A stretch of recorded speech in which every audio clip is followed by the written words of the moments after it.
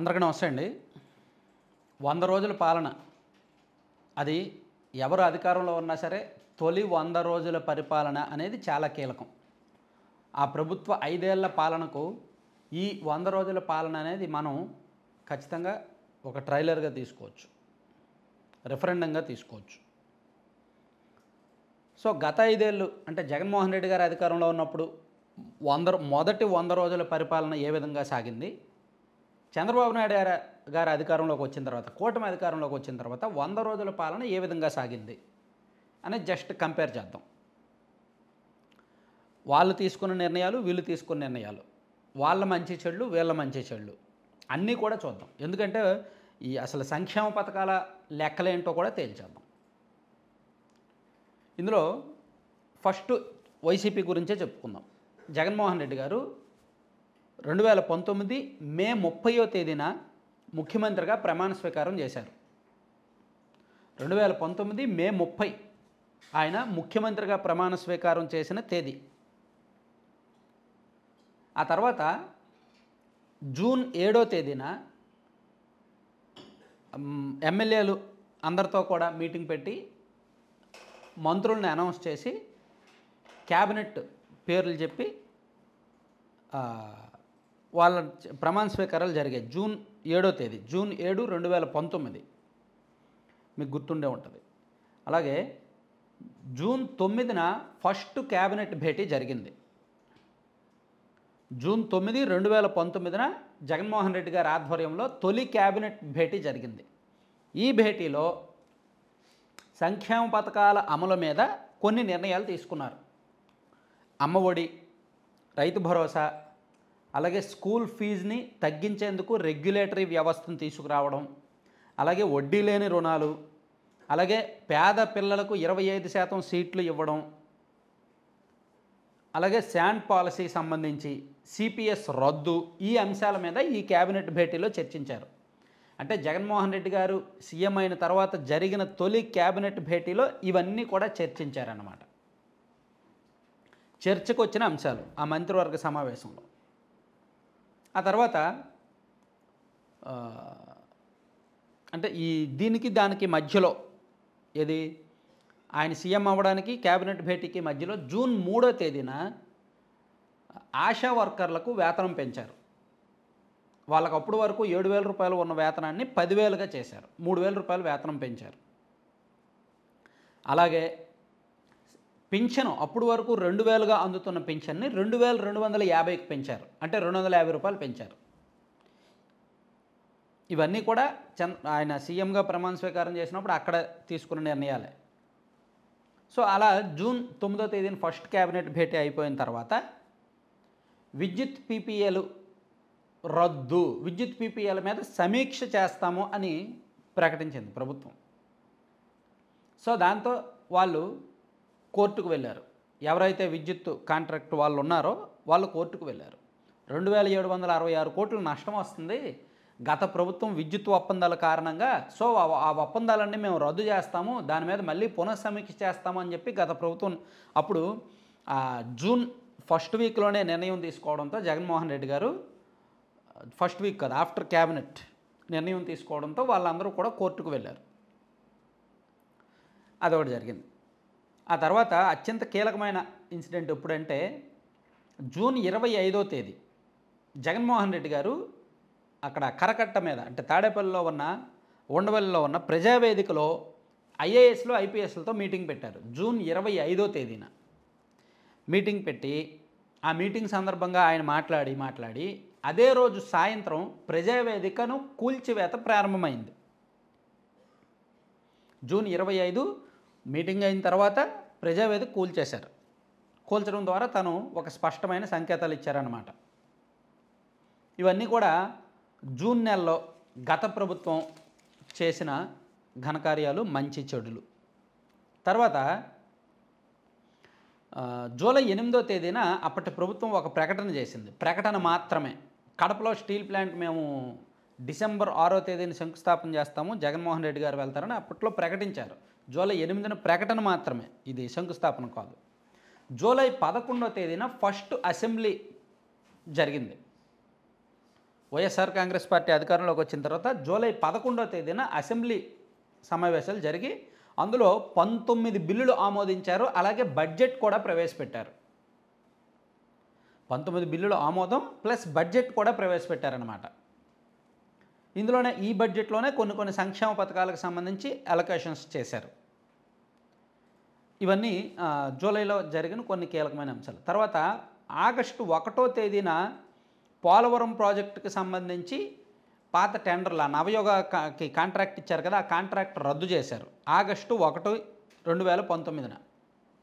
ఆ తర్వాత ఆగస్టు 15వ తేదీన వాలంటీర్ల వ్యవస్థను తీసుకొచ్చారు.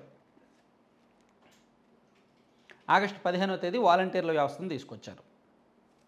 అలాగే జూలై నుంచి పెన్షన్లు పెంచారు. తర్వాత మధ్యాహ్న భోజనాన్ని అప్పటి వరకు 1000 రూపాయలు ఇచ్చేదాన్ని 3000 రూపాయలకు పెంచారనమాట. సెప్టెంబర్ 5, 2019 కొత్త ఇసుక పాలసీని తీసుకొచ్చారు 100వ రోజు సందర్భంగా. అంటే ఇక్కడ మీరు స్పష్టంగా తెలుసుకోవాల్సింది, వైఎస్ఆర్ కాంగ్రెస్ పార్టీ ఎంతో ఘనంగా చెప్పుకుంటున్న ఏ ఒక్క సంక్షేమ పథకాన్ని కూడా తొలి 100 రోజుల్లో అమలు చేయాల. జస్ట్ క్యాబినెట్లో మాట్లాడారు, అసెంబ్లీలో బడ్జెట్ కేటాయించారు తొలి 100 రోజుల్లో. అమ్మఒడి, వైసీపీ ఘనంగా చెప్పుకుంటున్న సంక్షేమ పథకం అమ్మఒడి. ఆ అమ్మఒడి వాళ్ళు ఇంప్లిమెంట్ చేసింది జనవరి 9, 2020. మీరు గూగుల్ చేయొచ్చు, నేను కూడా మీకు పక్కన ఫోటోలు పెడుతున్నా. జనవరి 9, 2020న అమ్మఒడి ఫస్ట్ ఫేజ్ ఇంప్లిమెంట్ చేశారు. అలాగే వైసీపీ ఎంతో ఘనంగా చెప్పుకుంటున్న రైతు భరోసా కూడా తొలి 100 రోజుల్లో అమలు చేయాల. అక్టోబర్ 2019న అమలు చేశారు. అక్టోబర్ నెలలో, డేట్ ఎగ్జాక్ట్లీ గుర్తులేదు కానీ మీరు చూడొచ్చు. అలాగే వైసీపీ ఎంతో ఘనంగా చెప్పుకుంటున్న ఫీజు రీఎంబర్స్మెంట్ అంటే జగనన్న విద్యా దీవెన అనే స్కీము మార్చి 2020న ఇంప్లిమెంట్ చేశారు. అంటే వైసీపీ అధికారంలోకి వచ్చిన 9 నెలల తర్వాత ఈ జగనన్న విద్యా దీవెన ఇంప్లిమెంట్ చేశారు. వైసీపీ అధికారంలోకి వచ్చిన 6 నెలల తర్వాత అమ్మఒడి ఇంప్లిమెంట్ చేశారు. వైసీపీ అధికారంలోకి వచ్చిన 5 నెలల్లో ఈ రైతు భరోసా ఇంప్లిమెంట్ చేశారు. జగనన్న చేయూత, ఏది వైఎస్ఆర్ చేయూత ఉంది కదా, అత్యంత కీలకమైన పథకం, అదే డ్వాక్రా సంఘాలకు 75,000 ఇవ్వడం, 18,850 రూపాయలు ఎంతో ఇచ్చారు కదా, అది ఆగస్టు 2020న ఇంప్లిమెంట్ చేశారు. అంటే అధికారంలోకి వచ్చిన ఏడాది తర్వాత దాన్ని ఇంప్లిమెంట్ చేశారు. అంటే వైసీపీ ఘనంగా చెప్పుకుంటున్న ఏ ఒక్క సంక్షేమ పథకాన్ని కూడా తొలి 100 రోజుల్లో ఇంప్లిమెంట్ చేయలేదు. ఇది పక్కన పెడదాం. తొలి 100 రోజులు వైసీపీ పరిపాలన, వాళ్ళు ప్రజావేదిక కూల్చేశారు, కేబినెట్ భేటీలు ఇవన్నీ జరిగాయి, చెప్పుకున్నాం కదా తొలి 100 రోజులు. సో ఇప్పుడు టీడీపీ కూటమి ప్రభుత్వం, టీడీపీ జనసేన బీజేపీ ప్రభుత్వం అధికారంలోకి వచ్చిన తర్వాత తొలి 100 రోజుల్లో ఏం చేశారనేది ఒకసారి మనం చూస్తే కొన్ని కీలకమైన అంశాలు వీళ్ళవి కూడా ఉన్నాయి.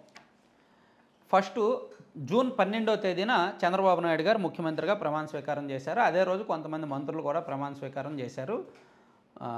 జూన్ 14వ తేదీన ఐఏఎస్లు ఐపీఎస్లతో మీటింగ్ పెట్టారు చంద్రబాబు నాయుడు గారు. ఆ తర్వాత జూన్ 17 తర్వాత అసెంబ్లీ జరిగాయి. తర్వాత జూన్ 17వ తేదీన చంద్రబాబు నాయుడు గారు పోలవరం విజిట్కి వెళ్ళారు. జూన్ 17వ తేదీన పోలవరం విజిట్కి వెళ్ళారు. జూన్ 24 ఫస్ట్ క్యాబినెట్ భేటీ.